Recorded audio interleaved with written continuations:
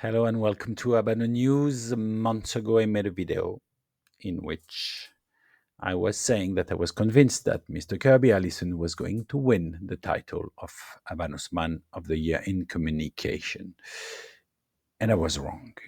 So I did my homework, should have done it before, and I checked who the two other contenders were with Mr. Allison, and I realized that the first one was Mrs. Annie Lorenzo, and the second one was Mr. Fabio Balestracci. And Mrs. Lorenzo is a director of the Amateur de Cigare magazine. It's a French magazine. They also have an English version of the magazine now.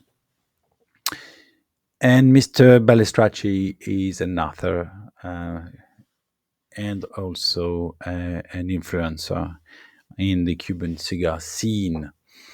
And on Friday night, we discovered that Mrs. Lorenzo won, so I wanted to know more about her. She is, as I said, the director of this magazine. She co-created it in 1994, same year as Habanos was created. And she created it with a man called Jean-Pierre Kaufman. And Mr. Kaufman won the Hombre Habano title in 1999. He's a 79-year-old, 8 or 9-year-old man, and won the title in 1999. From 1985 to 88, he was abducted in Lebanon by an Islamic group, and he was held captive for 3 years. Must be so hard to be in this situation, and obviously couldn't smoke for 3 years. If you're a cigar aficionado, must be horrible. Of course, you're scared, and because the man with whom he was abducted died during the captivity. So that's it about Mrs. Lorenzo. Congratulations, 30 years of hard work, and definitely a lifetime achievement. So I was wrong.